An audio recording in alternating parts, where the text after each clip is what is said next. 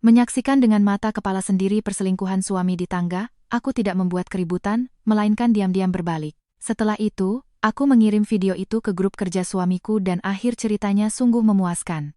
Malam itu, ketika aku melangkah keluar dari ruang rapat di lantai 21 gedung perusahaan, jam digital di koridor baru saja menunjukkan pukul 10 tepat. Di luar jendela kaca, kota Jakarta masih gemerlap seolah belum ingin tidur.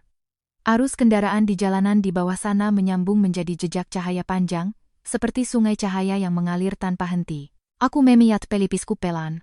Selama hampir 2 bulan, proyek pusat komersial di kawasan SCBD seolah menelan seluruh waktuku. Setiap hari meninggalkan rumah saat langit masih gelap, dan kembali saat putriku sudah terlelap. Asistenku yang bernama Maya berjalan di belakangku, menyerahkan ponsel pribadiku. Bu Anissa, selamat ya, akhirnya proyeknya selesai juga. Aku tersenyum tipis. Kamu juga sudah bekerja keras. Ambillah cuti beberapa hari. Aku menerima ponselku, dan begitu membuka layar, beberapa notifikasi langsung muncul. Pesan pekerjaan, notifikasi bank, lalu sebuah pesan transaksi pembayaran. Pengeluaran di restoran Taman Langit, 12.1200.000 rupiah. Tanganku terhenti. Itu adalah kartu tambahan yang kuberikan pada suamiku. Sejak dulu, setiap pembayaran dalam jumlah besar selalu dilaporkan ke ponselku. Aku menatap tulisan itu selama beberapa detik. Taman Langit, aku tahu tempat itu. Sebuah tempat yang sangat terkenal di pusat kawasan Senopati. Orang-orang sering bercanda menyebutnya tanah suci para pasangan kekasih. Aku ingat minggu lalu Maya pernah mengunggah foto di sana. Aku menoleh. Maya, minggu lalu kamu dan pacarmu pergi kemana ya? Maya berpikir sejenak. Oh, ke Taman Langit, Bu. Tempatnya indah sekali, Bu, sangat indah. Penuh lilin dan bunga, bagus sekali untuk foto-foto, tapi mahalnya luar biasa. Sampai di situ, gadis itu tersenyum jenaka. Loh, Ibu mau pergi ke sana dengan Mas Reza, ya? Aku ikut tersenyum. Tidak, hanya bertanya saja. Tapi entah mengapa, hatiku mulai terasa berat. Untuk apa Reza ke sana? Aku menggelengkan kepala. Tidak boleh berpikiran yang tidak-tidak. Aku tahun ini berusia 29 tahun, seorang direktur eksekutif sebuah divisi di perusahaan besar. Orang luar yang melihat selalu mengatakan aku beruntung. Punya karier, punya uang, punya rumah di Kebayoran Baru, punya suami yang penuh kasih, dan seorang putri yang menggemaskan. 10 tahun kami saling mengenal. Sejak aku masih mahasiswi tahun pertama yang miskin, Reza tidak pernah membuatku menangis, tidak pernah membentak, dan juga tidak pernah membuatku curiga. Memikirkan itu, aku tertawa kecil. Sepertinya aku terlalu banyak bekerja hingga jadi berhayal. Mobil baru saja masuk ke basement apartemen ketika aku melihat lampu di dalam rumah masih menyala. Membuka pintu dan melangkah masuk, aroma sop ikan yang harum langsung tercium. Reza baru saja keluar dari kamar mandi, rambutnya masih basah. Melihatku, ia tersenyum lalu merentangkan tangannya. Sayang, sudah pulang. Aku melangkah mendekat, dan ia memelukku erat. Pasti lelah sekali, ya? Aku menyandarkan kepala di bahunya. Aroma sampo yang familiar. Aroma yang sudah kucium selama 10 tahun. Aku melihat sekeliling, Putri sudah tidur? Iya, hari ini dia main seharian sama ayah, jadi capek. Aku mengangguk pelan.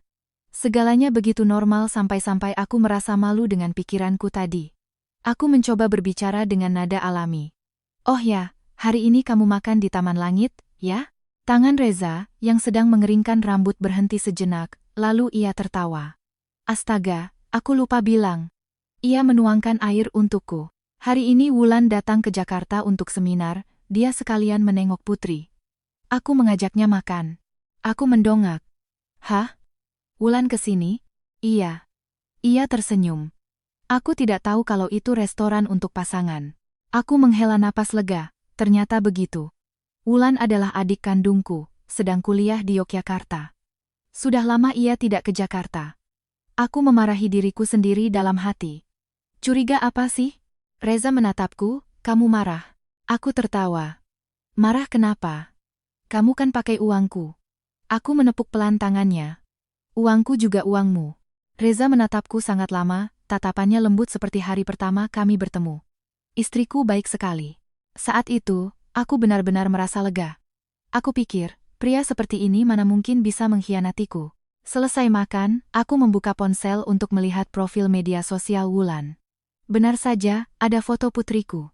Anak itu tersenyum lebar. Semuanya benar-benar cocok. Aku menertawakan diriku sendiri. Sepertinya akhir-akhir ini pikiranku terlalu tegang.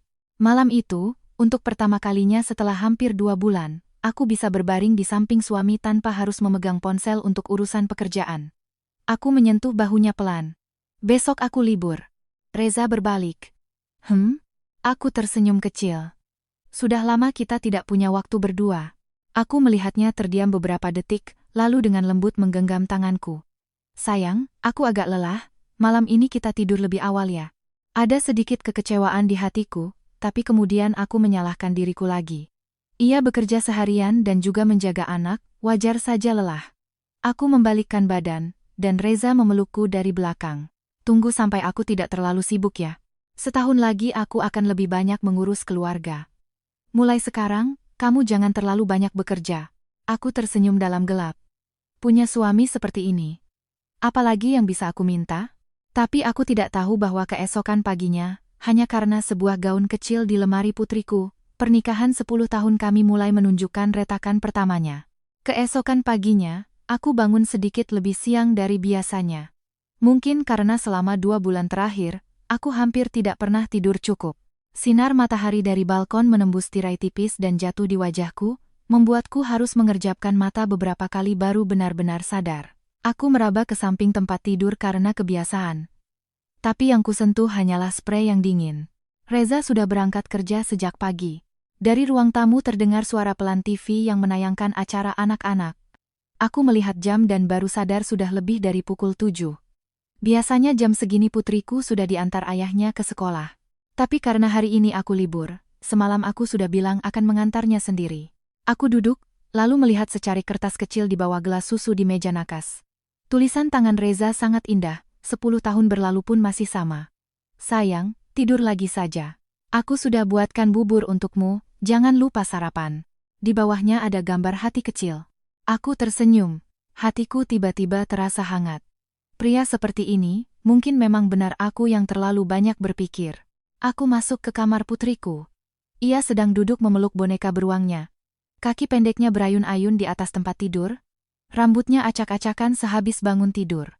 Melihatku, matanya membelalak. Bunda, aku sedikit tertegun, tidak mengerti mengapa ada sedikit keterkejutan di matanya. Aku berusaha tersenyum sealami mungkin lalu merentangkan tangan. Hari ini Bunda libur, Bunda yang antar putri ke sekolah. Ya. Anak itu mengerjapkan mata beberapa kali lalu menunduk memeluk boneka beruangnya. Ayah mana? Ayah sudah berangkat kerja. Aku mendekat dan memeluknya. Ayo. Hari ini Bunda yang siapkan baju untukmu. Aku membuka lemari pakaian.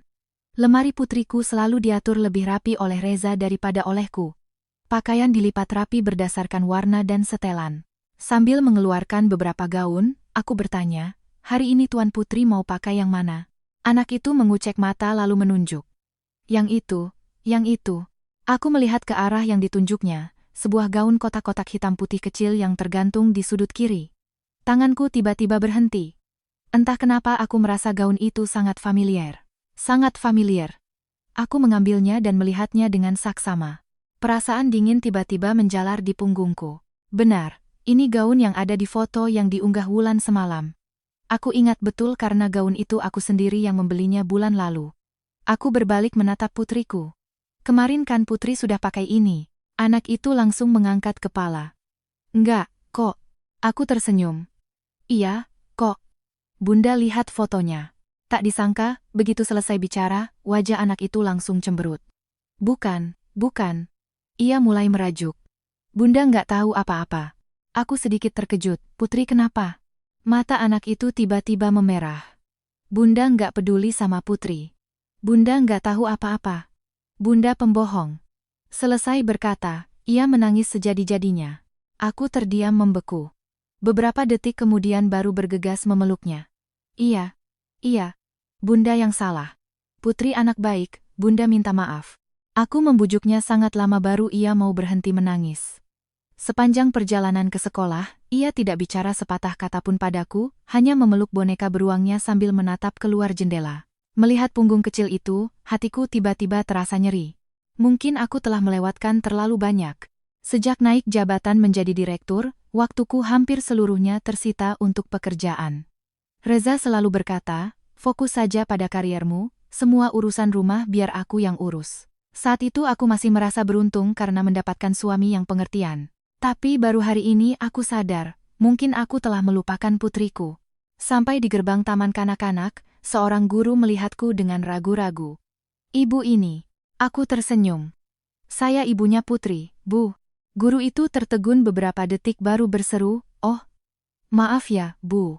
Biasanya kan ayahnya yang antar jemput, jadi saya tidak kenal. Hatiku seperti diremas seseorang. Anakku yang berdiri di sampingku menunduk sambil memainkan ujung bajunya. Aku menatap punggungnya yang berjalan masuk ke kelas dengan hati yang berat. Setelah kembali ke mobil, aku duduk terdiam sangat lama. Entah kenapa pikiranku kembali teringat pada gaun itu. Aku membuka ponsel, membuka kembali profil media sosial Wulan. Fotonya masih ada. Putri sedang tersenyum sangat ceria. Aku memperbesarnya, lalu memperbesarnya lagi. Mataku tiba-tiba terpaku. Gaunnya memang sama, tetapi tidak benar. Tiba-tiba aku merasa tanganku mendingin. Di kerah gaunnya ada sebuah pita kecil. Di foto, pita itu berwarna merah, sedangkan gaun yang baru saja kupegang pitanya berwarna putih. Aku menatap layar selama beberapa detik, lalu puluhan detik, jantungku mulai berdebar kencang. Aku segera menyalakan mobil dan kembali ke rumah. Aku berlari ke kamar anakku, membuka lemari pakaian, dan mengeluarkan semua baju. Semenit kemudian, aku terduduk lemas di lantai. Gaun yang ada di foto tidak ada di dalam lemari. Artinya, foto itu tidak diambil kemarin. Atau, ada satu gaun lagi yang sama persis. Tapi kenapa harus menggunakan foto lama? Kenapa harus berbohong? Aku merasa tenggorokanku kering, pikiranku mulai kacau. Jika kemarin Wulan tidak pergi bersama Reza, lalu siapa yang pergi bersamanya? Jika Reza berbohong, apa yang sedang ia sembunyikan? Aku duduk di antara tumpukan pakaian anakku, dan merasa seluruh ruangan seperti berputar. Sebuah pikiran menakutkan perlahan muncul di benakku. Kali ini, aku tidak berani meyakinkan diriku lagi. Karena intuisi seorang wanita terkadang sangat aneh. Ketika kau mulai merasa ada sesuatu yang tidak beres, biasanya memang ada sesuatu yang benar-benar telah menyimpang dari jalurnya. Dan saat itu, aku tidak tahu bahwa hanya beberapa jam kemudian, saat melangkahkan kaki ke tempat kerja Reza, aku akan menemukan satu hal lagi yang membuat seluruh tubuhku membeku. Pagi itu, setelah duduk lama di tengah kamar yang berantakan dengan pakaian putriku, aku masih belum bisa langsung berdiri. Kedua kakiku seolah terpaku di lantai yang dingin, sementara kepalaku pusing dengan puluhan pikiran kacau yang terus muncul dan saling bertabrakan. Padahal baru semalam aku menyalahkan diriku sendiri, karena telah mencurigai suamiku. Namun, hanya karena sebuah gaun kecil milik anakku, semua yang susah payahku yakini mulai menunjukkan retakan yang semakin jelas. Aku berkali-kali mengangkat ponsel lalu meletakkannya kembali. Aku ingin menelepon Wulan, ingin bertanya pada adikku itu kapan sebenarnya foto itu diambil. Tapi sedetik kemudian aku berhenti. Jika aku bertanya terlalu langsung, seandainya memang ada sesuatu yang disembunyikan, bukankah itu sama saja dengan membangunkan macan tidur? Aku berdiri dan turun ke ruang tamu, menuang segelas air untuk diriku sendiri. Baru minum seteguk, ponselku bergetar. Itu dari Reza. Suaranya masih lembut seperti biasanya. Sayang, sudah sarapan? Aku menggenggam gelas erat-erat. Sudah. Sekarang lagi apa? Nggak lagi apa-apa. Ia tertawa kecil. Baguslah. Istirahat saja. Beberapa bulan ini kamu kerja seperti mesin. Aku terdiam beberapa detik, lalu bertanya, Reza. Kemarin kamu jemput Wulan jam berapa? Ujung telepon di sana hening sejenak. Sangat singkat. Jika dulu, aku pasti tidak akan menyadarinya. Tapi sekarang, aku bisa mendengar setiap helaan napasnya dengan jelas. Sekitar jam 3 sore. Kenapa? Aku berusaha menjaga suara tetap normal. Nggak apa-apa. Tiba-tiba ingat saja, jadi nanya. Reza tertawa. Kamu kenapa sih? Hari ini aneh sekali. Aku ikut tertawa. Mungkin karena libur kerja, jadi banyak waktu luang. Setelah menutup telepon, aku menatap layar ponsel sangat lama. Jam 3 sore. Aku ingat perkataan rekan kerja Reza kemarin pagi di kantor. Reza izin pulang lebih awal 2 jam, padahal jam pulang normal adalah jam 5. Artinya, tepat jam 3, tidak kurang semenit pun. Terlalu kebetulan. Aku menggigit bibir. Mungkin ia tidak berbohong. Tapi di dalam hatiku tetap ada perasaan yang sangat tidak nyaman, seperti berdiri di depan pintu yang sedikit terbuka, tapi belum cukup untuk melihat apa yang ada di dalamnya. Siang harinya, aku memutuskan untuk datang ke kantor Reza. Aku membeli beberapa kotak buah dan kue manis di lobi bawah, lalu mengendarai mobil ke sana. Tempat Reza bekerja adalah sebuah instansi pemerintah. Gedungnya tidak terlalu besar tapi sangat ramai. Sejak aku melangkah masuk, beberapa orang sudah mengenaliku.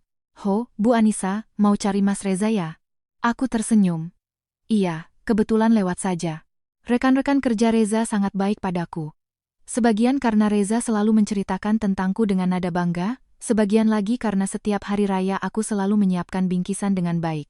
Seorang ibu yang duduk di dekat pintu tertawa, "Mas Reza memang beruntung sekali, ya. Istrinya sudah pintar, cantik pula." Aku tersenyum, tapi hatiku tidak merasa senang. Aku melihat sekeliling. "Reza di mana ya?" "Dia ke ruang fotokopi, Bu." Aku mengangguk lalu berjalan ke arah meja kerjanya. Ponsel Reza tergeletak di atas meja. Aku tertegun. 10 tahun bersama. Aku tahu kata sandi ponselnya, tapi tidak pernah membukanya. Bukan karena ia menyembunyikannya, tapi karena aku tidak pernah mau. Aku pernah berpikir, jika dalam pernikahan suami istri harus saling memeriksa ponsel, maka cinta sudah kehilangan artinya. Tapi saat itu, aku malah mengulurkan tangan mengambil ponselnya. Layar terbuka, daftar kontaknya sangat bersih, pesannya juga sangat normal. Grup kantor, grup teman, keluarga, tidak ada yang aneh. Aku baru saja akan meletakkannya kembali ketika mataku tertuju pada aplikasi pemesanan. Aku menekannya, riwayat pesanan muncul dengan banyak transaksi kecil-kecilan, kopi, makan siang, perlengkapan sehari-hari. Sampai tanganku tiba-tiba berhenti. Sebuah pesanan bunga. Waktu, kemarin sore. 1 buket mawar putih senilai lebih dari 2 juta rupiah. Aku merasakan dadaku sesak. Mawar putih. Aku ingat betul, Reza tidak pernah memberiku mawar putih. Saat pertama kali pacaran, ia memberiku bunga matahari. Saat melamar, ia memberiku mawar merah. Saat pernikahan, ia memberiku bunga peoni. Aku pernah bertanya kenapa tidak memberiku mawar putih. Ia bilang, bunga putih itu dingin, tidak cocok dengan cinta kita. Lalu, buket bunga itu untuk siapa? Aku menatap layar, tanganku mulai dingin. Tepat pada saat itu, dari luar pintu terdengar suara langkah kaki. Reza kembali. Jantungku berdebar kencang. Aku segera mengunci layar dan meletakkan ponsel kembali ke tempatnya. Begitu berbalik, Reza sudah masuk, membawa setumpuk dokumen. Melihatku, ia tersenyum sangat cerah. "Lolo, sayang, kok kamu kesini?" Lalu ia mendekat dan merangkul bahuku dengan sangat alami. "Kangen ya sama aku?" Aku mendongak menatapnya. Wajah yang sama, tatapan yang sama, pria yang sama yang telah kucintai selama 10 tahun. Tapi entah kenapa aku merasa begitu asing dan menakutkan. Aku berusaha tersenyum. "Aku lagi senggang, jadi mampir." Lalu, seolah tanpa sengaja aku bertanya, "Kemarin kamu jemput Wulan, seru nggak?" Raut wajah Reza tidak berubah. "Iya, dia sudah lama nggak kesini. Aku bahkan berencana mengajaknya makan lagi malam ini." Aku menatapnya lama sekali. "Antusias sekali, ya?" Reza tertawa. "Adik ipar, kan?" Sebuah jawaban yang sempurna. Sempurna hingga membuat hatiku tenggelam. Karena aku baru saja melihat dengan mata kepala sendiri pesanan buket mawar putih itu. Dan jika benar-benar menjemput adik ipar, kenapa harus membawa bunga? Aku berdiri di sana, di tengah ruangan yang penuh tawa dan obrolan orang-orang, tapi seluruh tubuhku terasa dingin membeku. Untuk pertama kalinya dalam 10 tahun, aku tidak tahu lagi apakah pria yang berdiri di hadapanku ini sedang berkata jujur atau bohong. Dan hal yang paling menakutkan bukanlah kebohongan itu sendiri, melainkan ketika kau mulai menyadari bahwa orang yang pernah membuatmu paling merasa aman, kini berubah menjadi orang yang membuatmu paling merasa tidak aman. Sore itu, saat meninggalkan kantor Reza, aku tidak langsung pulang. Aku mengemudi entah kemana, karena di dalam kepalaku hanya ada satu pertanyaan yang berulang-ulang. Buket mawar putih itu sebenarnya diberikan kepada siapa? Dan aku sama sekali tidak tahu bahwa hanya beberapa jam kemudian, di tempat yang paling tidak berbahaya, aku akan menemukan sebuah kenyataan yang membuat hatiku membeku hingga ke dasarnya. Sore itu, setelah meninggalkan kantor Reza, aku tidak langsung mengemudikan mobil pulang, melainkan membiarkan mobil berjalan tanpa tujuan melewati satu jalan ke jalan lainnya. Karena terkadang manusia memang aneh, semakin ingin tenang, pikiran justru semakin kacau. Semakin berusaha mencari penjelasan yang masuk akal, detail-detail kecil sebelumnya justru muncul satu persatu, membentuk sebuah rangkaian teka-teki yang membuat hati semakin berat. Dan sepanjang perjalanan itu, aku hanya memikirkan buket mawar putih di ponsel Reza, memikirkan tatapan matanya saat menjawab pertanyaanku di kantor, memikirkan jeda singkat sebelum setiap kalimatnya. Karena 10 tahun bersama sudah cukup membuatku sadar bahwa Reza bukanlah tipe orang yang pandai berbohong, tapi ia adalah tipe orang yang pandai membuat orang lain percaya pada perkataannya. Saat mobil berhenti di lampu merah di Simpang Susun Semanggi, ponsel di tasku bergetar. Aku menunduk dan melihat panggilan dari Wulan. Aku menatap nama itu di layar selama beberapa detik sebelum menjawab. Ujung telepon di sana sangat bising, sepertinya adikku sedang di luar. Mbak Anissa. Iya. Mbak sibuk? Enggak. Wulan tertawa dengan sangat alami. Aku mau tanya, malam ini Mbak sama Mas Reza ada acara, enggak? Aku selesai seminarnya lebih awal, jadi mau traktir kalian sama Putri makan. Aku terdiam beberapa detik. Entah kenapa saat itu aku ingin mendengar apa yang akan ia katakan selanjutnya. Aku bertanya, kamu lagi di mana? Aku di dekat kampus aja, Mbak. Kampus mana? Adikku itu berhenti sejenak, lalu menjawab, kampus di Jakarta Pusat, Mbak. Aku sedikit mengerutkan kening. Aku ingat betul Wulan bilang padaku seminarnya diadakan di kawasan universitas di Depok, bukan di pusat kota. Perasaan aneh kembali merayap di hatiku. Aku berusaha menjaga suara tetap normal. Oh, begitu? Nanti malam Mbak tanyakan Mas Reza dulu, ya. Wulan tertawa beberapa kali lalu menutup telepon. Tapi aku tidak menyalakan mobil lagi. Aku duduk menatap arus orang yang lalu lalang di luar kaca depan, di kepalaku hanya berputar satu hal. Jika benar seminarnya di Depok, kenapa ia berada di Jakarta Pusat? Jika hanya salah sebut, kenapa suaranya terdengar ragu-ragu? Aku menertawakan diriku sendiri. Apa yang sedang kulakukan? Sekarang adik kandungku sendiri pun mulai kucurigai? Aku menarik napas dalam-dalam lalu mengemudikan mobil pulang. Malam itu, Reza pulang lebih awal dari biasanya. Ia membawa sebuah tas besar berisi makanan dan sebuah kotak kue tart kecil. Begitu masuk, ia tersenyum. Hari ini kita makan di luar, ya, sekeluarga. Putri yang sedang bermain puzzle di ruang tamu, mendengar itu langsung bersorak dan berlari memeluk kaki ayahnya. Aku berdiri di dapur, melihat ayah dan anak itu tertawa bersama, dan hatiku tiba-tiba terasa nyeri. Ada pemandangan yang dari luar terlihat sangat indah sampai membuat orang lain iri, tapi hanya orang yang berada di dalamnya yang tahu di mana letak retakannya. Reza mendekat dari belakang dan memeluk pinggangku. Kenapa, nggak senang? Aku berbalik menatapnya. Wulan tadi telepon. Reza sedikit tertegun, hanya sangat cepat. Dia bilang apa? Dia mau ajak kita sekeluarga makan malam ini. Reza langsung tersenyum. Kalau begitu, ayo pergi. Aku mendongak menatap lurus ke matanya. Kamu sudah tahu sebelumnya? Tangannya yang sedang memegang gelas berhenti sejenak, lalu ia tertawa. Tahu apa? Semalam kan aku sudah bilang dia kangen sekali sama Putri, jadi mungkin akan mengajak kita makan. Ia berkata dengan sangat alami, terlalu alami. Jika dulu, mungkin aku akan langsung percaya. Tapi sekarang aku mulai lelah. Lelah karena harus menebak kalimat mana yang benar. Lelah karena harus mengingatkan diri sendiri untuk tidak berpikir terlalu jauh. Juga lelah karena semakin berusaha percaya, hatiku justru semakin tidak tenang. Sekitar pukul 7 malam, kami sekeluarga tiba di restoran. Wulan sudah menunggu di sana. Gadis itu mengenakan gaun biru muda, dan begitu melihat Putri, ia langsung berlari memeluknya. Ya ampun, kangen banget sama keponakanku. Putri tertawa cekikikan, lalu memeluk leher tantenya. Reza yang berdiri di samping tersenyum melihat pemandangan itu. Sangat normal, sangat alami sampai-sampai aku merasa mungkin semua ini benar-benar hanya pikiranku saja. Makan malam berlangsung cukup menyenangkan. Wulan bercerita tentang kampusnya, Reza sesekali menggodanya, sementara Putri duduk di antara mereka berdua dan tertawa sepanjang waktu. Sampai saat Wulan berdiri untuk ke toilet, Reza berbalik mengambil tisu untuk menyeka mulut Putri, lalu dengan sangat alami berkata, "Putri, makannya pelan-pelan saja, nak." Anak itu mengangguk lalu tiba-tiba berkata, "Kemarin ayah juga bilang begitu." Tanganku yang sedang memegang gelas terhenti. Reza juga tertegun. Hanya Putri yang tidak menyadarinya. Anak itu masih dengan polosnya menyuap nasi. Aku berusaha menjaga suara tetap normal. "Kemarin?" Putri mengangguk, "Iya." Kemarin waktu ayah ajak Putri makan, ayah juga bilang begitu. Aku berbalik menatap Reza, seluruh tubuhku tiba-tiba mendingin sedikit demi sedikit. Karena kemarin, menurut perkataan Reza, ia hanya pergi dengan Wulan, tidak membawa Putri.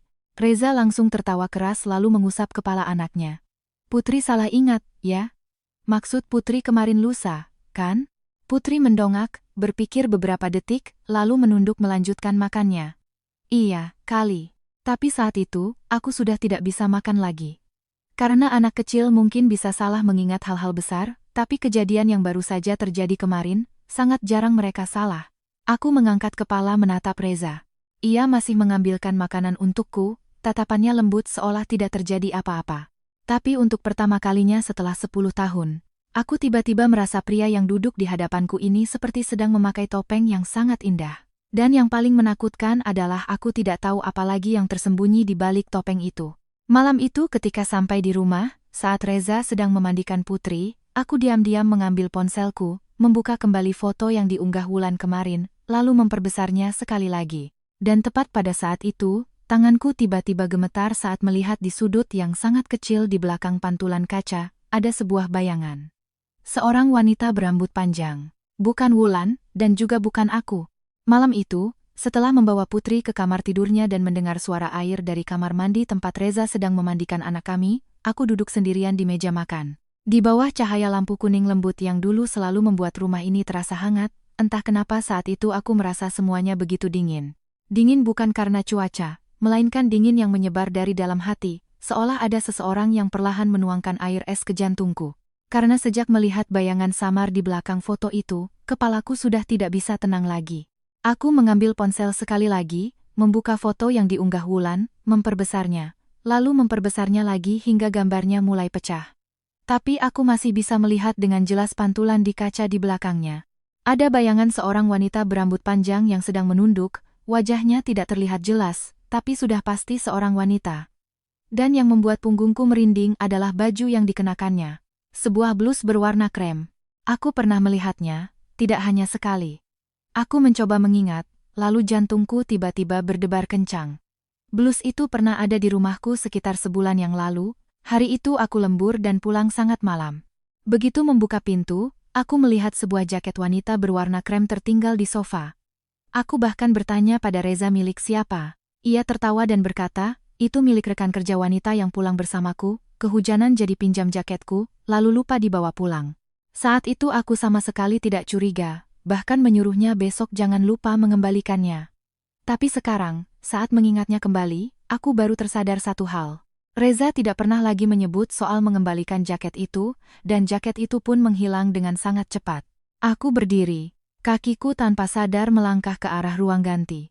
Aku tidak tahu apa yang ingin ku cari, tapi intuisi saat itu seperti seutas tali yang menarikku. Aku membuka lemari pakaian Reza, aroma parfumnya yang familiar langsung tercium.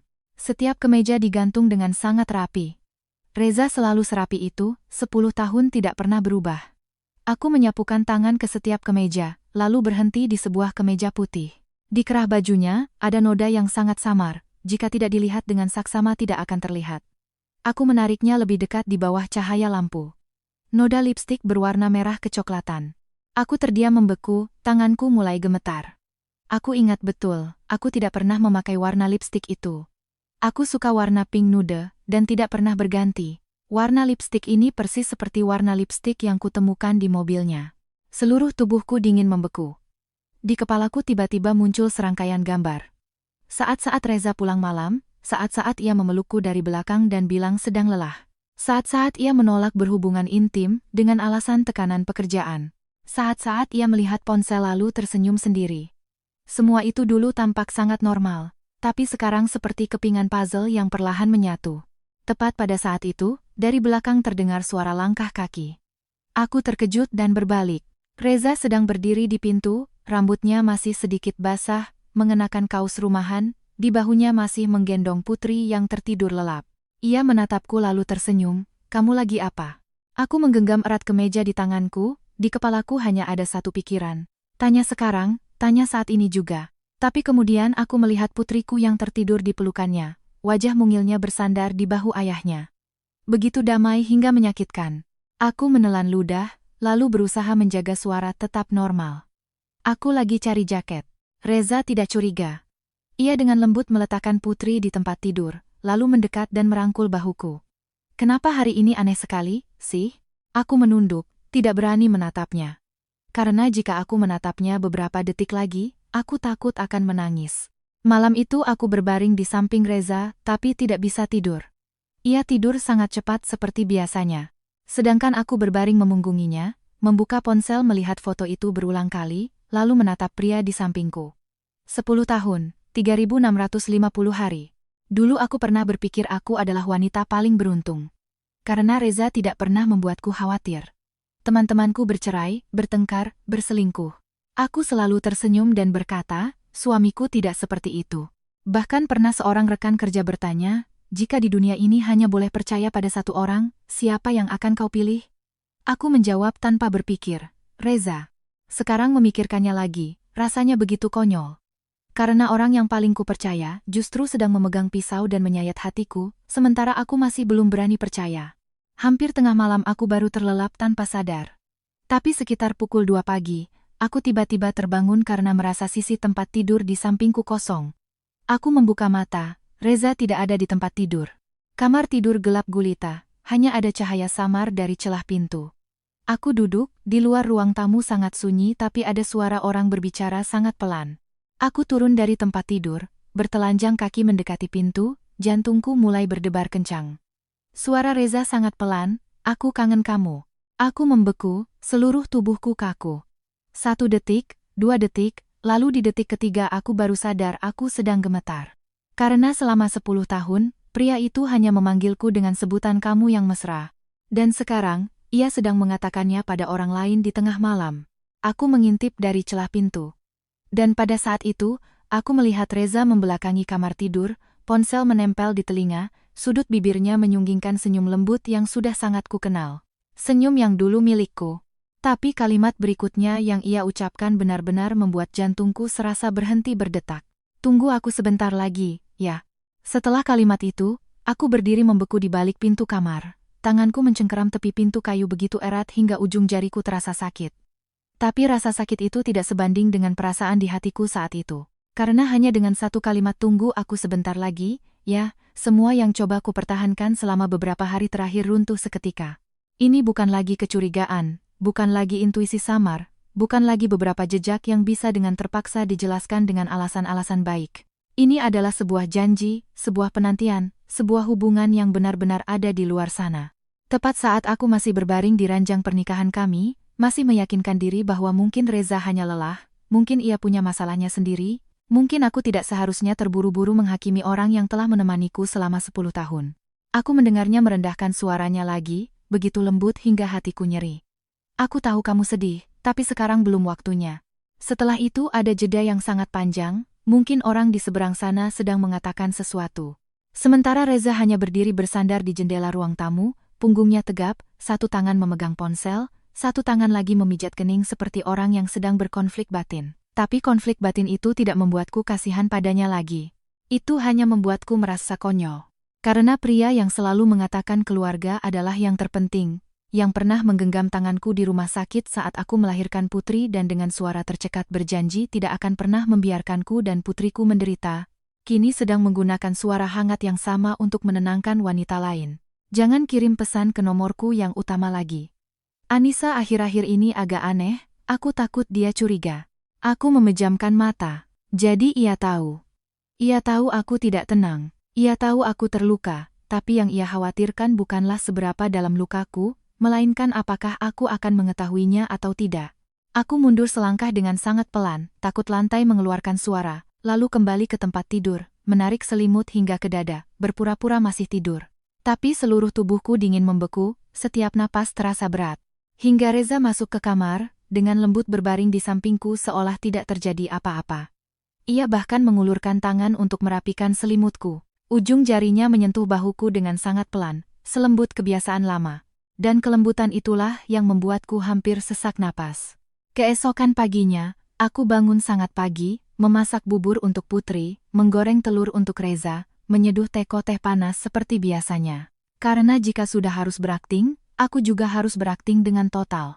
Tapi ketika melihat Reza duduk di meja makan, tersenyum bertanya apakah hari ini aku ingin diajaknya jalan-jalan, aku tiba-tiba mengerti mengapa ada wanita yang setelah mengetahui suaminya berselingkuh menjadi diam 1000 bahasa. Bukan karena mereka tidak terluka, tapi karena mereka sudah terlalu terluka. Hingga tidak ingin lagi menanyakan pertanyaan yang sudah pasti akan dijawab dengan kebohongan. Putri duduk di antara kami, kedua tangannya memegang sendok menyuap bubur, sesekali mendongak memanggil ayah, lalu berbalik menatapku seolah masih asing dengan kehadiran rutin ibunya saat sarapan. Tatapan itu membuat hatiku luluh, dan itu jugalah yang menarikku dari jurang keputusasaan yang hampir menenggelamkanku. Karena aku bisa kehilangan suami, bisa kehilangan kepercayaan 10 tahun, bisa harus mengakui telah salah mencintai orang, tapi aku tidak bisa kehilangan anakku. Ketika Reza mengantar Putri ke sekolah lalu berangkat ke kantor, aku segera berganti pakaian, mengemudi ke sebuah kantor hukum di Jakarta Selatan, tempat Ibu Ratna, seorang kenalan lama di dunia bisnis, pernah merekomendasikan seorang pengacara yang ahli dalam sengketa pernikahan dan harta gono gini. Pria itu bernama Bapak Hermawan. Usianya sekitar 40-an, bicaranya pelan, tidak menghakimi, hanya mendengarkan aku menceritakan setiap detail dari restoran Taman Langit, gaun putri, buket mawar putih, noda lipstik di kemeja, lipstik di mobil, hingga panggilan telepon tengah malam yang baru saja ku dengar. Pengacara Hermawan mendengarkan hingga selesai, lalu menyatukan kedua tangannya di atas meja, menatapku dengan sangat serius. Ibu Anissa, jika ibu ingin bercerai dalam posisi yang kuat, hal terpenting sekarang bukanlah membuktikan betapa sakitnya ibu, melainkan membuktikan bahwa suami ibu telah melanggar kewajibannya sebagai suami. Sekaligus, ibu harus menunjukkan bahwa ibu memiliki kemampuan untuk merawat Putri. Aku bertanya dengan sangat pelan, jika sampai ke pengadilan, apakah saya bisa mendapatkan hak asuh anak? Ia terdiam beberapa detik, lalu berkata jujur. Secara finansial, ibu sangat mapan, itu keuntungan besar. Tapi karena anak masih kecil dan selama ini ayahnya yang lebih banyak merawat secara langsung, jika Mas Reza berjuang keras, ibu tidak boleh lengah. Mendengar itu, hatiku seperti ditarik ke bawah. Pengacara Hermawan melanjutkan, mulai hari ini, ibu sebaiknya mengatur kembali waktu bersama anak, lebih sering mengantar jemputnya, catat semua kegiatan perawatan yang ibu lakukan untuknya, sekaligus, kumpulkan bukti secara legal dan tenang. Jangan sekali-kali membuatnya curiga terlalu dini. Aku mengangguk, tapi hatiku masih sakit seperti ada yang meremasnya. 10 tahun pernikahan, pada akhirnya harus duduk di depan orang asing untuk belajar cara melindungi diri dari suamiku sendiri. Meninggalkan kantor pengacara, aku tidak langsung pulang, melainkan mampir ke sekolah untuk menjemput Putri lebih awal dari biasanya. Saat aku datang, anak itu sedang duduk di perosotan, kakinya berayun-ayun, matanya menatap ke arah gerbang seolah menunggu sosok yang dikenalnya. Aku mendekat, berusaha tersenyum selembut mungkin. Putri, hari ini Bunda jemput lebih awal, loh. Anak itu menatapku sejenak, lalu bertanya, ayah mana, Bun? Aku berjongkok di hadapannya, dengan lembut membenarkan jepit rambutnya yang miring. Ayah kerja. Hari ini Bunda yang antar pulang. Bunda ajak beli kue cubit kesukaan Putri, ya. Putri tidak langsung menjawab, tapi juga tidak menangis seperti hari sebelumnya. Hanya diam-diam mengulurkan tangannya untuk kugenggam. Tangan mungil itu berada di telapak tanganku, lembut dan hangat, membuat pangkal hidungku perih. Karena aku sadar, ada hal-hal yang tidak bisa dituntut kembali dengan uang, juga tidak bisa ditebus dengan permintaan maaf, melainkan harus dimulai kembali dari hari ke hari, dari setiap suapan makanan, setiap kali menjemput anak, setiap kali menunduk untuk mengikatkan tali sepatunya. Malam itu ketika Reza pulang, aku tetap memasak, tetap bertanya apakah ia mau makan sup panas, tetap mendengarkannya bercerita beberapa hal di kantor dengan wajah normal. Tapi di dalam diriku, aku bukan lagi istri yang hanya menunggu penjelasan. Aku sudah diam-diam mengatur ponsel dalam mode rekam suara setiap kali ia menerima panggilan aneh, sudah mencatat waktu ia keluar rumah, sudah menyimpan kemeja bernoda lipstik dan lipstik di mobil dalam kantong tertutup. Karena aku tahu, sejak saat itu, jika ingin keluar dari pernikahan ini dengan terhormat, aku tidak boleh lemah hati di hadapan senyumannya. Malam tiba, Reza kembali memelukku dari belakang, suaranya sangat pelan, akhir-akhir ini kamu ada masalah yang disembunyikan dariku, ya? Aku membuka mata dalam gelap, mendengar detak jantungku begitu tenang. Tidak. Ia terdiam sejenak, lalu mengeratkan pelukannya. Aku hanya takut kamu menjauh dariku. Aku menatap kegelapan di depanku, sudut bibirku terangkat sedikit. Ternyata pengkhianat juga tahu cara takut. Hanya saja, mereka tidak takut melukai orang lain. Mereka hanya takut rahasia mereka terbongkar. Dan tepat pada saat itu, ponsel Reza di meja Nakas bergetar sangat pelan. Layarnya menyala selama beberapa detik, cukup untukku melihat sebaris pesan tanpa nama muncul. Besok aku tunggu di tangga yang biasa. Saat melihat pesan itu muncul di layar ponsel Reza, aku tidak langsung memejamkan mata seperti biasanya. Aku berbaring diam menatap cahaya biru pucat itu, hingga layarnya padam. Jantungku berdebar kencang, tapi pikiranku justru sangat jernih. Mungkin ketika seseorang sudah sampai pada titik sakit tertentu, emosinya tidak akan meledak-ledak lagi. Sebaliknya, yang ada adalah rasa dingin yang diam-diam merayap ke setiap pikiran dan helaan napas. Seperti saat ini, aku tidak lagi ingin bertanya pada Reza siapa yang mengirim pesan itu, juga tidak ingin mendengar penjelasannya lagi. Karena kalimat besok aku tunggu di tangga yang biasa sudah cukup untuk mengubah sisa harapanku menjadi abu.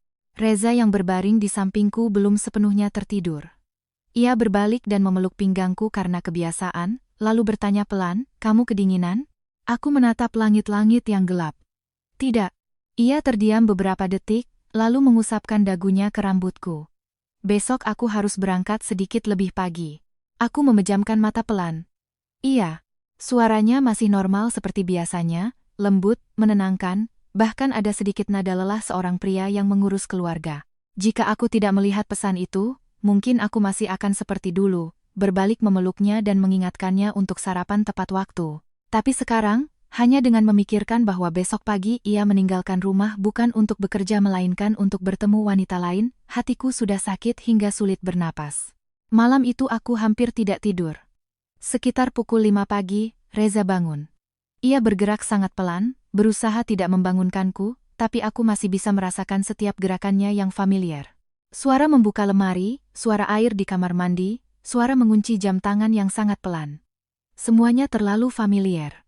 Begitu familiarnya hingga dulu hanya dengan mendengarnya saja aku sudah merasa aman. Sekarang, setiap suara itu seperti gunting yang mengiris hatiku. Reza menunduk dan mencium keningku sebelum pergi. "Tidur lagi ya, sayang." Aku tidak membuka mata. Menunggu suara pintu depan tertutup, aku langsung duduk. Tangan dan kakiku dingin. Aku melihat jam. 5,32. Di luar masih remang-remang. Aku berganti pakaian dengan cepat, lalu turun ke basement untuk mengambil mobil, membuntuti mobil Reza dari jarak yang cukup jauh. Karena aku belum pernah melakukan hal seperti ini, seluruh tubuhku tegang. Jantungku berdebar begitu kencang hingga aku takut kehilangan kendali di tengah jalan. Mobil Reza tidak mengarah ke kantor. Ia melaju lurus ke arah pusat kota. Jalanan pagi hari masih cukup sepi, aku menjaga jarak dengan sangat hati-hati. Sekitar pukul 6 kurang, mobilnya berhenti di depan sebuah gedung tua di sebuah gang di belakang Jalan Gatot Subroto. Tempat itu dulunya adalah kompleks perumahan dinas, kemudian direnovasi menjadi kantor sewaan. Tangga di luarnya cukup gelap dan sempit. Tangga yang biasa. Aku mencengkeram setir. Ternyata di sini. Reza turun dari mobil. Ia tidak langsung masuk ke gedung, melainkan berdiri di kaki tangga sambil beberapa kali melihat ponsel seolah sedang menunggu seseorang. Aku mematikan mesin mobil, bersembunyi di seberang jalan. Sekitar 2 menit kemudian, seorang wanita berjalan dari dalam gang. Ia mengenakan topi baseball hitam, masker, dan jaket longgar. Tapi hanya dengan melihat postur tubuhnya, aku tahu ia masih cukup muda. Reza begitu melihatnya langsung berjalan cepat mendekat. Tepat di tengah tangga yang gelap itu, ia memeluk wanita itu. Aku merasa kepalaku berdengung, kedua tanganku mencengkeram setir erat-erat. Aku pernah membayangkan momen ini berkali-kali, membayangkan jika benar-benar memergoki suamiku berselingkuh, aku akan melabraknya, menangis, berteriak menanyakan kenapa. Tapi tidak. Saat itu, aku hanya duduk diam di dalam mobil, seluruh tubuhku dingin seolah semua tenaga telah terkuras habis. Karena yang paling menyakitkan bukanlah melihat pria yang kucintai memeluk orang lain, melainkan menyadari ia memeluk wanita itu dengan keakraban yang begitu alami. Bukan pertama kali. Sudah pasti bukan pertama kali. Reza menunduk mengatakan sesuatu. Wanita itu tertawa, lalu mengulurkan tangan membenarkan kerah kemejanya. Sebuah gerakan yang sangat mesra, sangat mirip dengan cara seorang kekasih. Setelah itu, Reza menunduk dan menciumnya. Semua yang ada di depan mataku seolah berhenti. Aku gemetar hingga hampir menjatuhkan ponsel saat menyalakan kamera untuk merekam. Setiap detik, setiap gambar, terasa seperti pisau yang mengiris jantungku. Pria yang semalam masih memelukku tidur, pagi ini sedang mencium wanita lain di sudut tangga tua yang gelap. Aku menggigit bibir hingga berdarah, hanya untuk menahan diri tidak menangis. Sekitar 10 menit kemudian, Reza memberikan sebuah kantong kertas kecil pada wanita itu. Wanita itu membukanya, melihat isinya, lalu tersenyum sangat senang. Aku mengenali logo di kantong itu. Itu adalah toko kue favoritku. Ternyata pagi ini ia bangun pagi bukan karena pekerjaan, melainkan karena pergi membeli sarapan untuk selingkuhannya.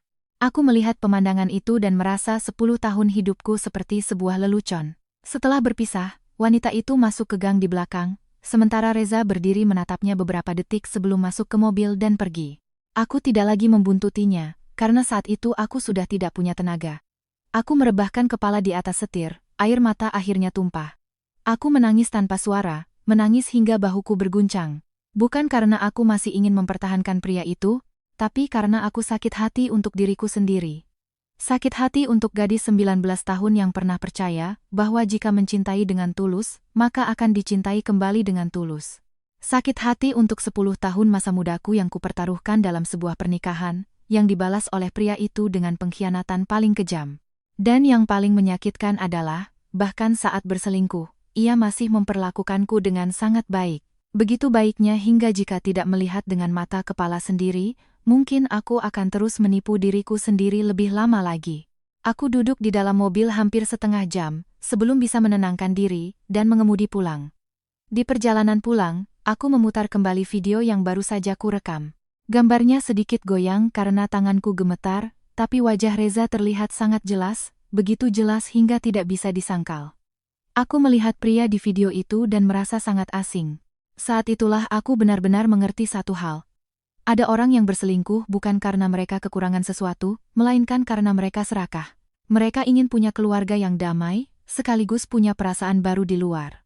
Ingin istri di rumah mengurus anak dan menjaga citra, sekaligus punya wanita lain untuk berselingkuh.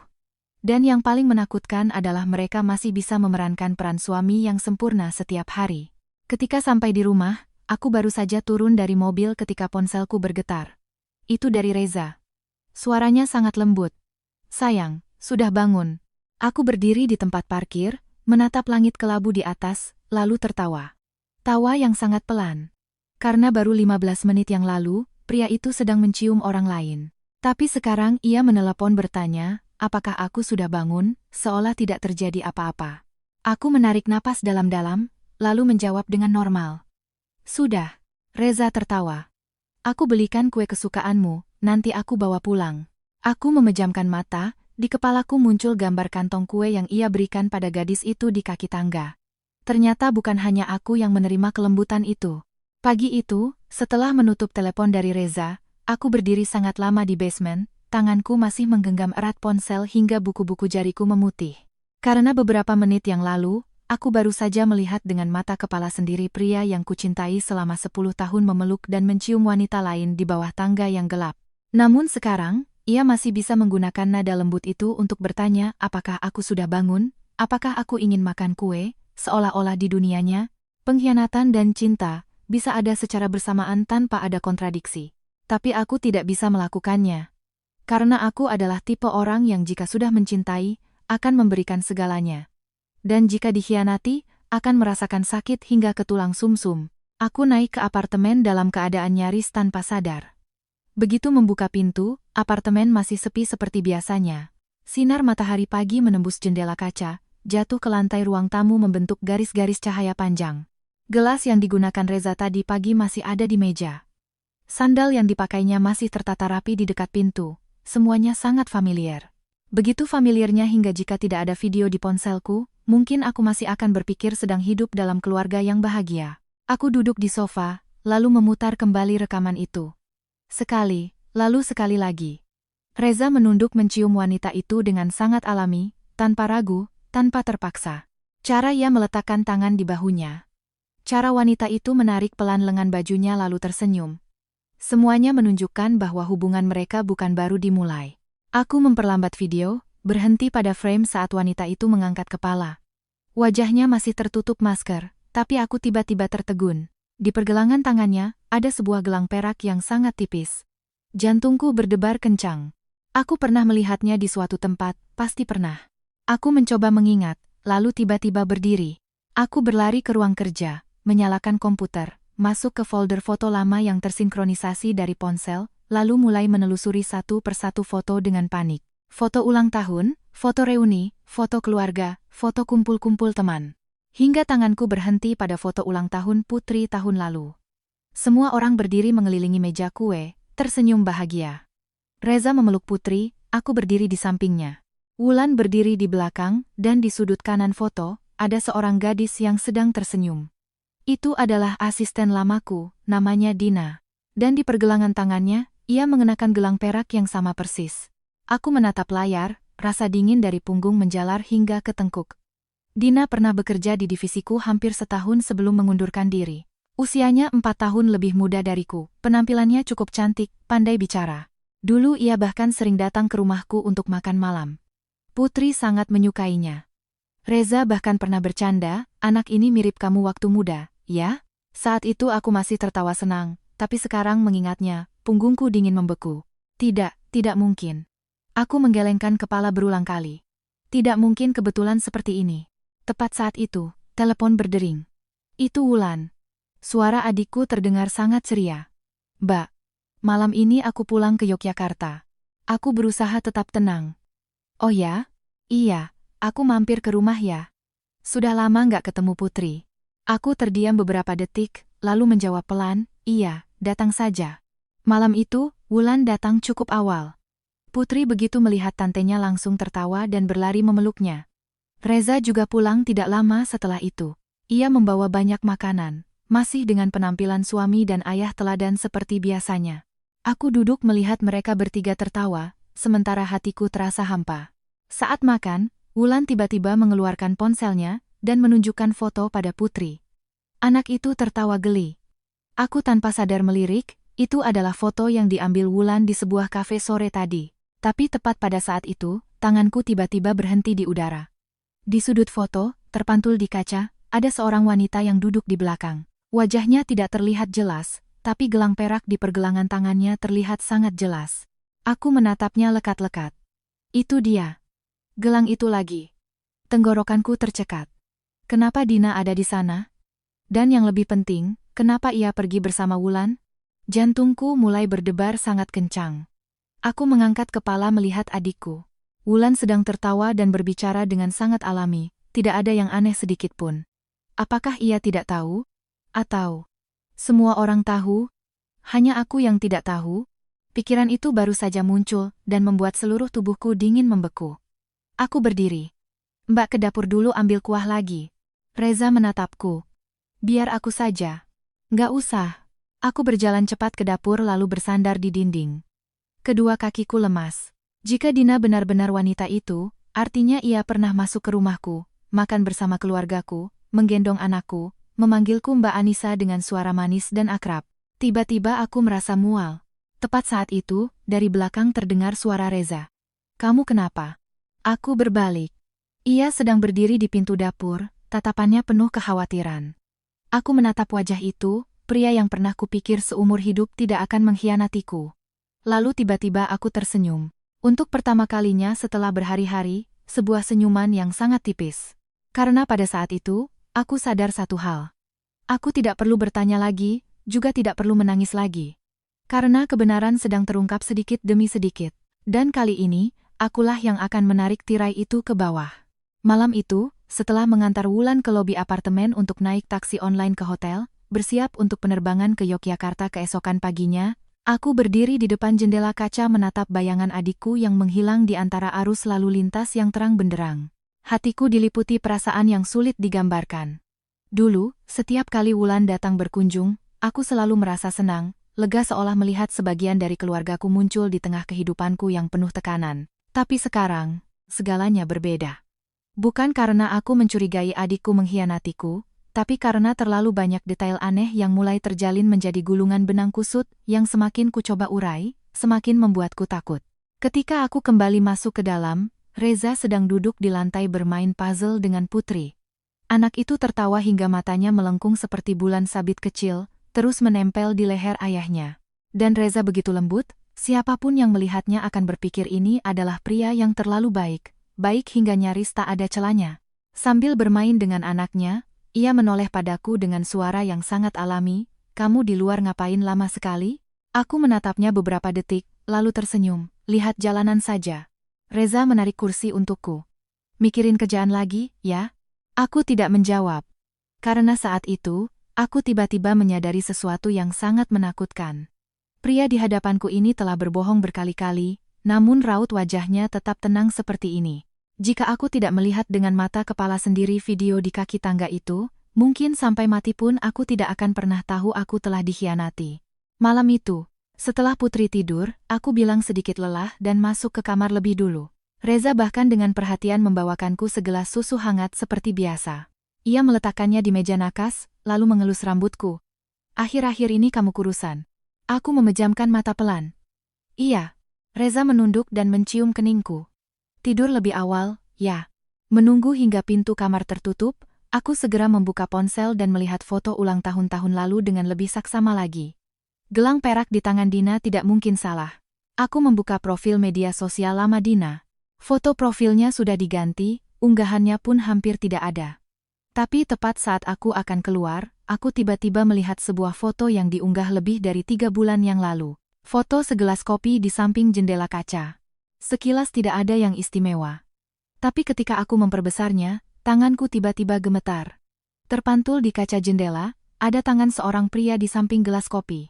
Dan jam tangan di pergelangan tangannya adalah jam tangan yang kubelikan untuk Reza pada ulang tahun pernikahan kami yang ketiga. Aku duduk tegak, seluruh tubuhku dingin membeku. Jika sekali adalah kebetulan, 2 kali adalah kecurigaan, lalu bagaimana dengan yang ketiga kalinya? Aku terus membuka unggahan-unggahan lamanya. Dan semakin kubuka, hatiku semakin tenggelam. Foto sepasang sepatu pria, di samping sepatu wanita. Foto bayangan seorang pria, yang terpantul di kaca lift. Foto sebuah meja makan untuk 2 orang. Setiap foto dibuat dengan sangat cerdik, tidak menunjukkan wajah, tidak menunjukkan identitas. Tapi setiap detail kecilnya memberitahuku satu kebenaran yang sama. Pria itu adalah Reza. Aku tidak tahu sudah berapa lama aku duduk, hanya tahu ketika layar ponsel menjadi gelap, aku baru sadar air mata sudah membasahi wajahku sejak tadi. Dulu aku berpikir pengkhianatan adalah sesuatu yang terjadi secara tiba-tiba, seperti tusukan pisau yang langsung menancap di jantung, membuat orang sakit hingga tak bisa bernapas. Tapi sekarang aku baru mengerti. Pengkhianatan yang sesungguhnya lebih seperti duri kecil yang tertancap dalam di kulit.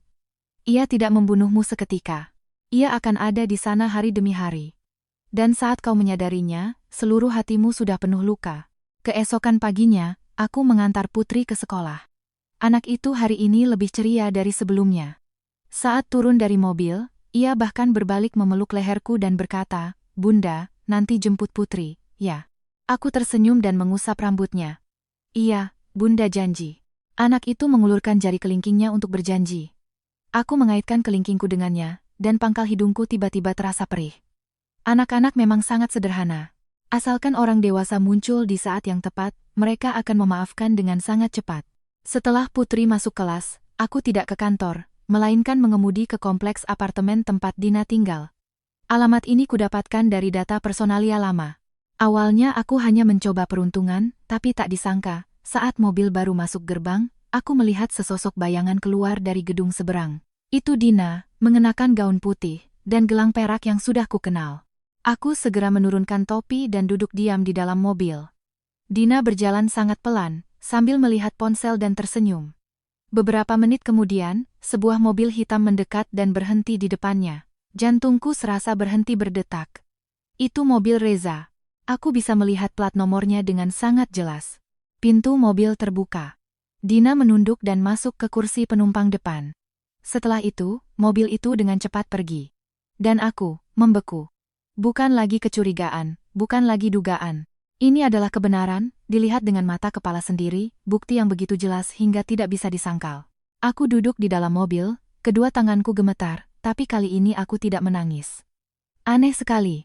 Aku hanya merasa hatiku hampa, seperti seseorang baru saja menyedot seluruh udara dari paru-paruku. Aku membuka ponsel, memutar kembali video kemarin, membuka foto Dina, membuka foto Reza, lalu tanpa sadar tertawa. Tawa yang sangat pelan. Ternyata wanita itu adalah orang yang pernah kupercaya. Orang yang pernah duduk makan di rumahku, yang pernah memanggilku Mbak, yang pernah menggendong Putri, dan tertawa berkata kelak ingin punya anak selucu itu. Aku menatap mobil yang sudah menjauh dari gerbang apartemen, lalu menggenggam erat ponselku. Karena saat itu, di kepalaku hanya ada satu pikiran. Reza, aktingmu bagus sekali. Tapi drama apapun, pasti akan tiba saatnya tirai diturunkan. Dan kali ini, akulah yang akan menarik tirai itu ke bawah di hadapan semua orang. Setelah melihat mobil Reza yang membawa Dina pergi dari gerbang apartemen, aku tidak langsung mengejarnya. Aku duduk diam di tempat untuk waktu yang sangat lama. Karena ada saat-saat di mana seseorang begitu terluka hingga tidak mampu lagi bereaksi.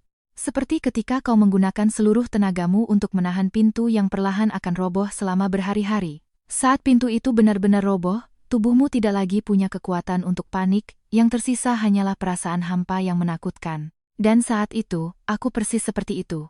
Tangan di atas setir, tapi pikiran benar-benar kosong. Hingga suara klakson mobil di belakangku berbunyi terus-menerus, barulah aku tersadar. Aku melihat jam, hampir pukul 10 pagi. Lalu tiba-tiba teringat perkataan pengacara Hermawan, jangan membuatnya curiga terlalu dini. Aku menarik napas dalam-dalam. Benar, sekarang bukan waktunya. Jika aku menyerang dan membuat keributan, selain mendapatkan permintaan maaf palsu dan pembelaan penuh air mata dari Reza, aku tidak akan mendapatkan apa-apa. Aku butuh bukti. Aku butuh lebih banyak lagi. Aku menyalakan mobil dan membuntuti mobil Reza dari jarak yang cukup jauh.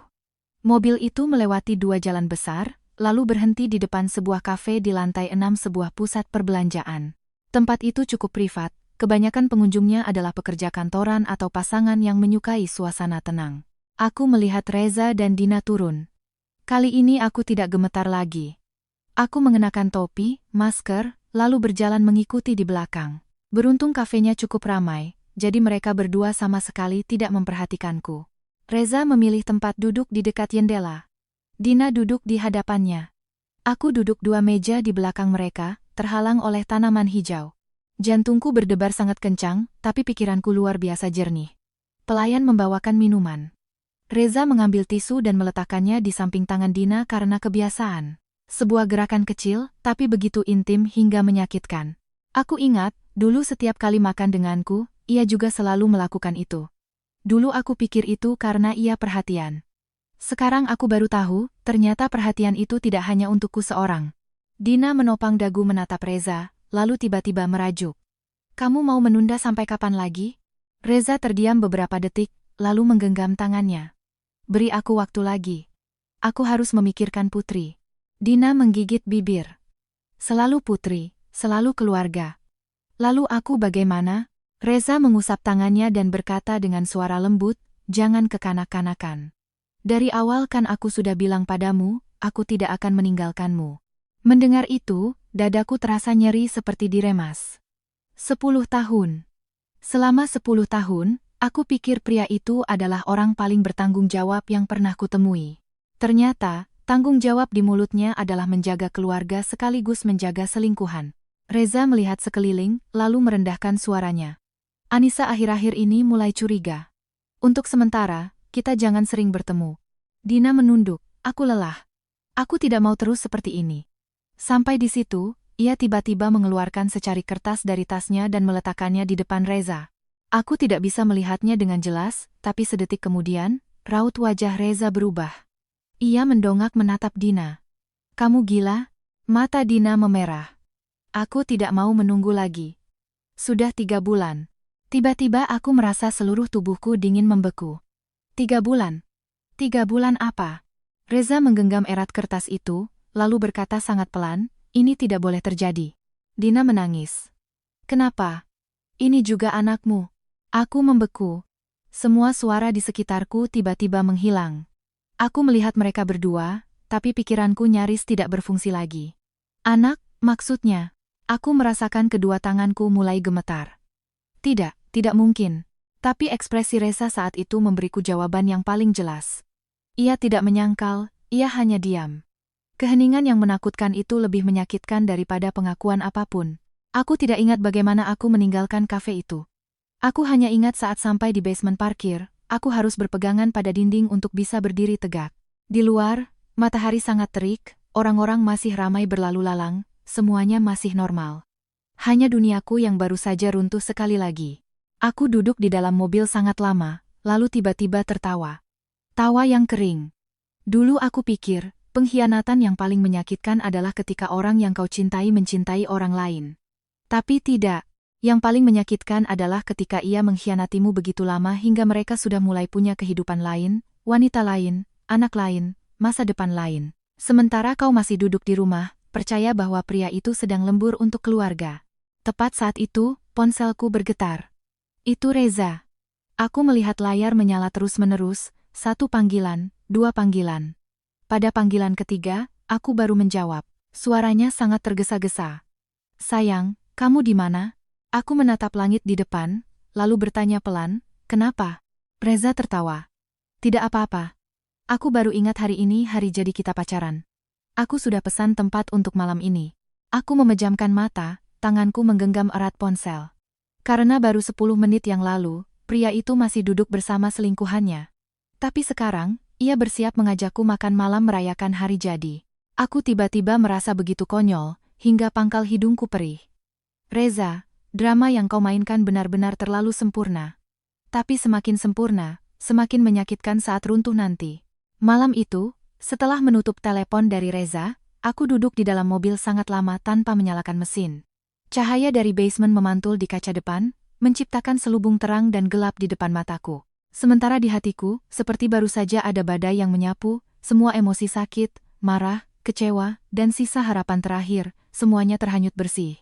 Karena sampai saat ini, pengkhianatan bukan lagi sekadar urusan seorang pria yang diam-diam mencintai wanita lain. Ini telah berubah menjadi kehidupan kedua yang Reza bangun secara diam-diam di belakangku.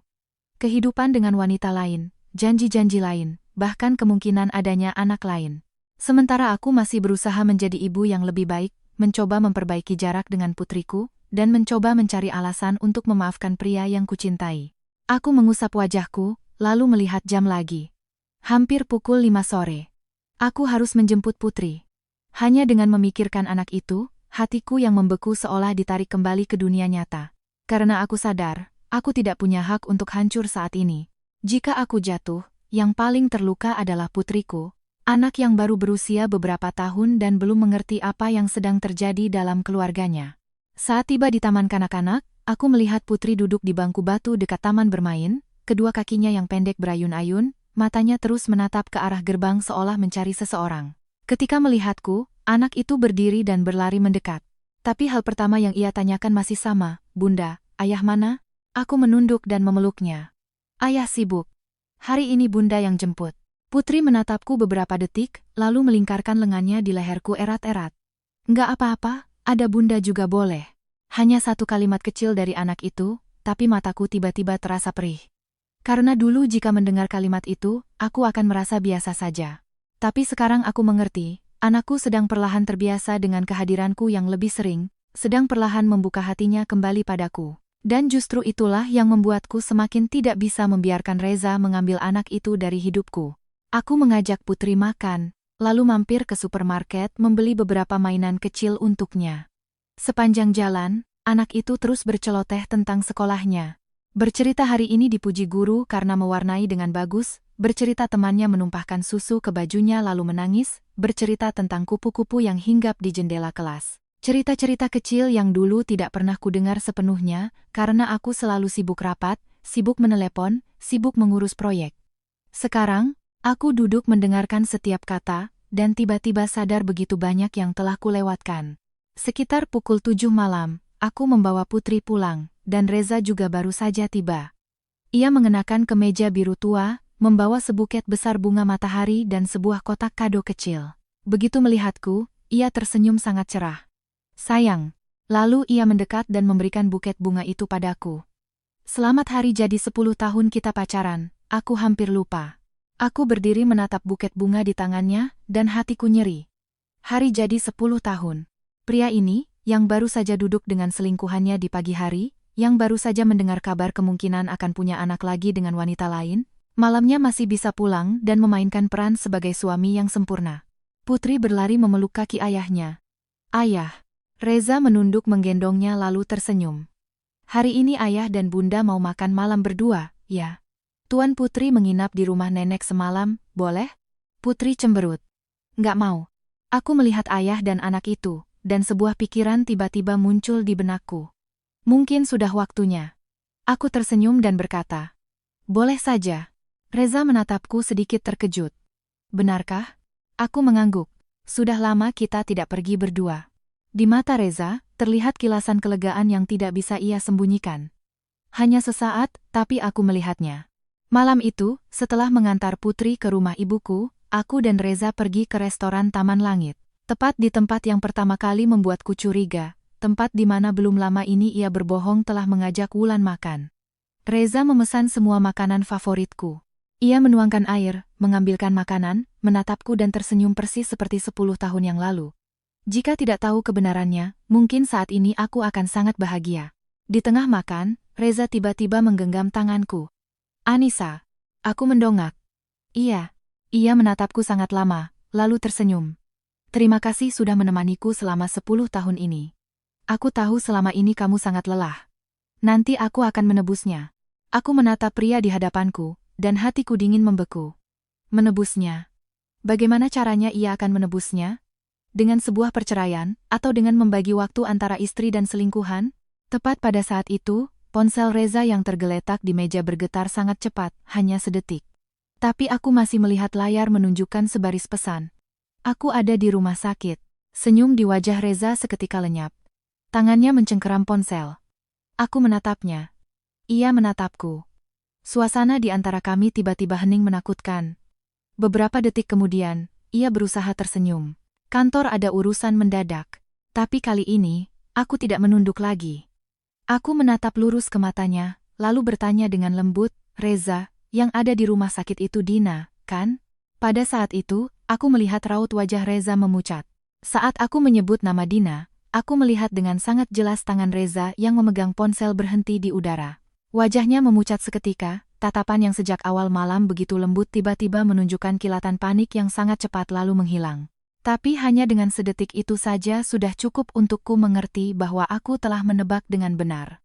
Karena 10 tahun hidup bersamanya membuatku mengenal Reza lebih baik dari siapapun. Ia bisa mengendalikan kata-katanya, mengendalikan raut wajahnya, tapi tidak dengan matanya. Dan mata seseorang seringkali menjadi hal pertama yang mengkhianati mereka. Suasana di antara kami tiba-tiba menjadi begitu sunyi, hingga aku bisa mendengar alunan piano lembut dari sudut restoran. Reza menatapku lekat-lekat selama beberapa detik, lalu mencoba tersenyum, tapi senyum itu sangat kaku, seperti seseorang yang topengnya baru saja ditarik paksa, tapi masih berusaha memungutnya untuk dipakai kembali. Anissa, kamu bicara apa? Aku tidak langsung menjawab. Aku hanya menatapnya lama. 10 tahun yang lalu, aku bertemu Reza di perpustakaan universitas. Ia mengenakan kemeja putih yang sudah pudar, mengayuh sepeda tua untuk menungguku makan mie ayam di ujung gang. Saat itu ia lebih miskin dariku, tidak punya apa-apa selain ketulusan. Dan aku mencintainya hanya karena ketulusan itu. 10 tahun kemudian, pria itu duduk di hadapanku, mengenakan kemeja seharga lebih dari 3 juta rupiah yang kubelikan, memakai jam tangan yang kuhadiahkan, memegang ponsel yang kuganti untuknya tahun lalu. Tapi ketulusan di masa lalu itu sudah tidak ada lagi. Aku menatapnya, lalu tersenyum tipis. Aku salah bertanya? Reza menelan ludah. Aku tidak mengerti apa yang kamu bicarakan. Aku mengangguk. Kalau begitu, biar ku jelaskan. Aku membuka ponselku, meletakkannya di atas meja, lalu memutar video yang kurekam di tangga. Gambar yang sedikit goyang muncul di layar. Reza mendekat dan memeluk Dina. Reza menunduk dan mencium Dina. Reza memberikan kantong kue pada Dina. Setiap gambar muncul dengan sangat jelas. Aku tidak berkata apa-apa lagi, juga tidak menangis. Aku hanya duduk diam menatapnya. Dan untuk pertama kalinya dalam 10 tahun, aku melihat Reza benar-benar kehilangan ketenangannya. Wajahnya pucat pasi, bibirnya sedikit bergetar, matanya menatap lekat pada ponsel seolah tidak percaya. Sekitar 10 detik kemudian, ia baru mengangkat kepala. Anissa, suaranya serak. Anissa, dengarkan penjelasanku. Aku tertawa, tawa yang sangat kecil. Penjelasan apa? Menjelaskan kamu memeluknya, atau menjelaskan dia hamil? Reza membeku. Aku menatapnya. Kenapa? Hanya satu kata. Tidak dengan suara keras, tidak menangis, tidak menggebrak meja. Tapi aku melihat mata Reza memerah. Ia menunduk, kedua tangannya terkepal erat. Anissa, aku minta maaf. Aku menatap pria itu dan merasa begitu sedih hingga tidak lagi merasakan sakit. Minta maaf. Pada akhirnya hanya dua kata itu. Setelah semua kebohongan, setelah semua saat ia memelukku tidur lalu berbalik mengirim pesan pada orang lain, setelah semua saat aku menyalahkan diriku sendiri karena terlalu curiga, setelah semua hari di mana aku merasa belum menjadi istri yang cukup baik, yang kudapatkan pada akhirnya hanyalah sebuah permintaan maaf. Reza mengangkat kepala, matanya memerah. Aku tidak bermaksud begitu. Awalnya benar-benar tidak seperti itu. Aku menatapnya. Awalnya? Ia menandak Dina yang judong mengkari aku setelah berhenti kerja. Saat itu, kamu terlalu sibuk dan aku di rumah sendirian mengurus putri dadaku. Aku merasa kesepian. Aku tertawa. Kali ini aku benar-benar tertawa terbahak-bahak. Kesepian? Aku duduk di sana menatap pria di hadapanku dan merasa sangat asing. Reza, sejak kita menikah, aku bekerja untuk siapa? Aku terjaga sampai jam 11 malam untuk siapa? Aku bekerja sampai masuk rumah sakit untuk siapa? Aku mencari uang untuk membeli rumah, membeli mobil, mengurus anak, untuk siapa? Suaraku mulai bergetar. Dan kamu bilang kamu kesepian? Reza menunduk dalam-dalam, tidak bisa berkata apa-apa. Aku terus menatapnya. Kenapa Dina? Reza terdiam sangat lama, lalu berkata pelan, aku juga tidak tahu. Aku tersenyum getir. Ada jawaban yang lebih menyakitkan daripada kebenaran, karena itu membuktikan bahwa orang berselingkuh tanpa alasan. Bukan karena istri jelek, bukan karena istri jahat, bukan karena pernikahan tidak bahagia. Hanya karena mereka mau. Tepat saat itu, ponsel Reza bergetar lagi. Nama Dina muncul. Kali ini bukan lagi nomor tak dikenal. Mungkin setelah ketahuan, ia tidak sempat lagi menyembunyikannya. Reza melihat layar, aku juga melihat. Ponsel bergetar terus-menerus, sekali, dua kali, lalu pesan muncul. Aku di UGD. Kenapa kamu tidak datang? Aku melihat Reza, Reza melihatku. Di matanya tampak konflik batin yang sangat jelas. Tiba-tiba aku merasa konyol. Pria ini baru saja meminta maaf padaku, baru saja mengatakan mencintai keluarga, tapi saat ini di kepalanya sedang memikirkan wanita lain. Aku berdiri, mengambil tasku, lalu menatap lurus ke mata Reza. Pergilah. Reza membeku. Anissa. Aku tersenyum, senyum yang begitu tenang hingga aku sendiri merasa aneh. Orang yang ingin kamu temui ada di rumah sakit, jangan biarkan dia menunggu. Aku berbalik dan melangkah pergi. Tapi baru berjalan beberapa langkah, aku berhenti. Tanpa menoleh, aku hanya berkata sangat pelan, oh ya, surat cerai sudah kusiapkan. Di belakangku sunyi senyap. Aku tidak melihat pun tahu betapa pucatnya wajah Reza saat ini. Karena mungkin sampai sekarang, ia baru benar-benar sadar satu hal. Wanita yang paling terluka, seringkali adalah wanita yang pergi dengan cara paling tenang. Setelah meninggalkan restoran malam itu, aku tidak langsung pulang ke rumah, melainkan mengemudi lurus ke rumah ibuku. Karena saat itu aku tahu, jika aku kembali ke apartemen itu, melihat setiap barang yang familiar, melihat kursi tempat Reza biasa menonton TV setiap malam, melihat sandal yang diletakkan di dekat pintu atau kemeja yang digantungnya di kepala tempat tidur, mungkin aku tidak akan tahan. Dan hal yang paling aneh adalah setelah semuanya benar-benar terbongkar, setelah melihat dengan mata kepala sendiri wajah asli pria yang pernah kucintai lebih dari diriku sendiri, aku tidak lagi menangis. Karena air mata sepertinya hanya untuk saat seseorang masih punya harapan. Ketika harapan sudah mati sepenuhnya, yang tersisa di hati hanyalah kekosongan yang sangat panjang. Ibuku membuka pintu, dan melihatku berdiri di depan rumah hampir pukul 10 malam, ia terkejut. Tapi ia tidak langsung bertanya apa-apa. Ibu hanya menatapku beberapa detik, lalu menarikku masuk. Seperti semua ibu di dunia ini, mereka punya kemampuan aneh. Tidak peduli seberapa keras anak-anak mereka mencoba menyembunyikan, mereka tetap bisa melihat luka di mata anak mereka.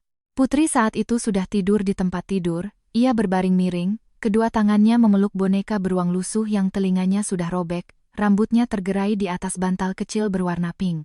Melihat wajahnya yang damai, tenggorokanku tiba-tiba tercekat. Karena jika bukan karena dia, mungkin malam ini aku sudah benar-benar hancur. Ibu memberiku segelas air hangat, lalu duduk di sampingku. Anissa. Aku diam. Ibu menggenggam tanganku. Masalah Reza, ya? Aku mendongak menatap ibu. Selama bertahun-tahun, aku selalu berpikir aku pandai menyembunyikan emosi. Tapi hanya dengan mendengar satu kalimat dari ibu, semua yang kutahan sejak tadi runtuh. Aku memeluk ibu dan menangis terseduh-seduh seperti anak kecil. Itulah pertama kalinya setelah berhari-hari aku benar-benar menangis. Bukan menangis karena sakit, tapi menangis karena lelah. Lelah karena harus berpura-pura tidak tahu. Lelah karena harus kuat. Lelah karena harus menyatukan sendiri kepingan hati yang pecah.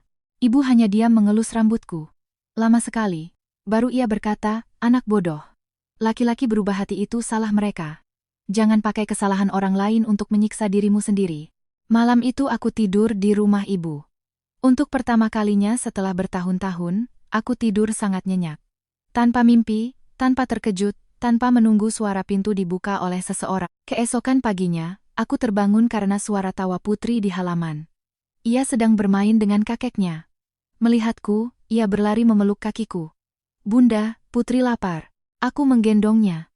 Dan tiba-tiba sadar, sudah sangat lama aku tidak merasa seringan ini. 3 minggu kemudian, proses perceraian selesai lebih cepat dari yang kuduga. Dengan video, pesan, foto, dan pengakuan Reza, ia tidak lagi membantah. Reza juga tidak memperebutkan hak asuh Putri. Saat menandatangani surat-surat, ia duduk di hadapanku sangat lama. Ia jauh lebih kurus, matanya merah. Ia menatapku dan berkata sangat pelan, Anissa, jika aku bilang aku menyesal. Aku menatapnya, lalu tersenyum. Senyum yang sangat ringan.